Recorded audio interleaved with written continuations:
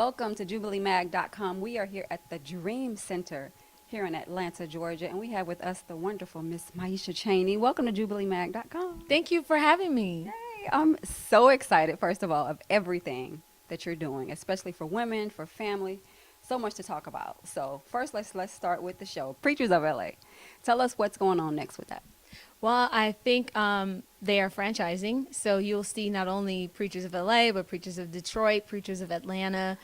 Atlanta's coming? So you get to see what life is like with preachers all across the nation versus, California church. People think California church is way different. So it'll be some great faith-based programming for the family to watch. Okay. I love the affection that you guys show between you and your husband. It was really uncomfortable for It a was? long time for Why? me. Because he's more of the affectionate one. And in church service, he's like, let me wrap up this message because we need to get home. And I'm always like, please, Lord, why?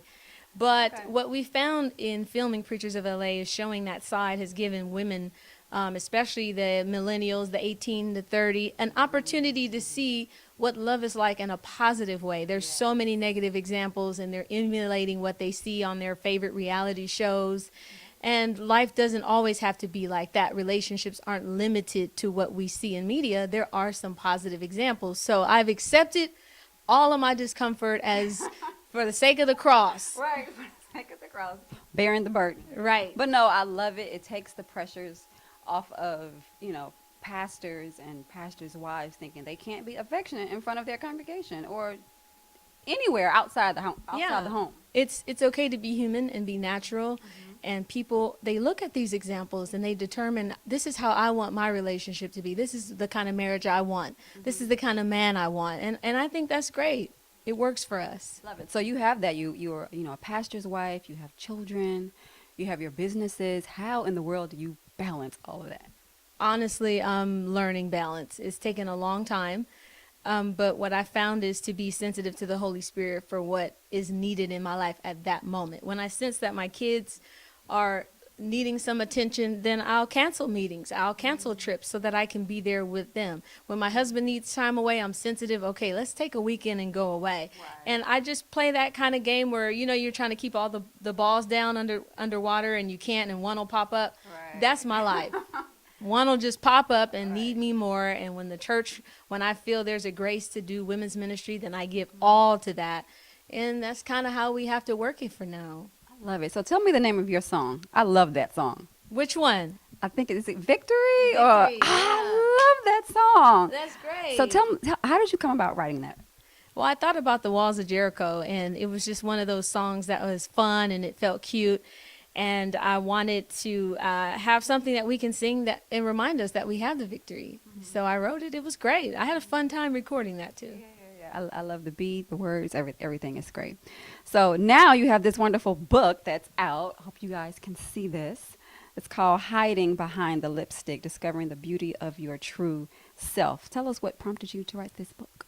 Well, I became a pastor's wife at 20. Really? Yes. I didn't know that, y'all. Yes. I was very young, and I felt the expectations of others and the people in my life, and I kind of had to make that decision. Am I going to just be what everybody wants me to be, or am I going to enjoy this life experience?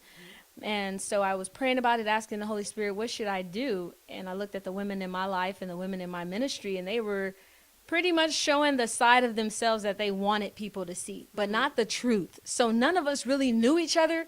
It was just the image that we were projecting. And I thought, I don't want to lay my life down for somebody's image.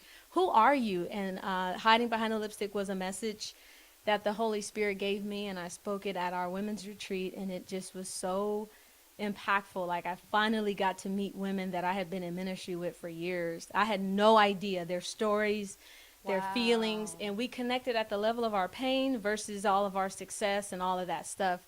And it unified us. So we started doing these Hiding Behind the Lipstick events, and then it ended up being a book. What is one of the main things within this book that you want people to know about? Well, it's the metaphor of makeup. And essentially, we put the cleanser on, then we put our toner to kind of close up our pores, to stiffen us. But the main part that makes this so, I think, different is the concealer. and how we hide our imperfections, that God tells us we're fearfully and wonderfully made. But when we look in the mirror, because of life experiences, we don't see that anymore. We see the one thing that's wrong. We see fine lines, we see wrinkles, we see blemishes. And so we start to apply concealer, and that's where the hiding actually begins. We create the image that we want people to see because we think that it looks better, when our scars are a symbol of our struggle. It means we've overcome. Right. And it just helps people understand, because we know how to put on concealer, but yet we don't always make the connection that you're doing that every day in life. When you put your blessed face on, when you don't feel blessed, and you go to work and you just suck it up, when you cover over the things that are really going on because you don't want your coworkers to know what's going on in your marriage, right?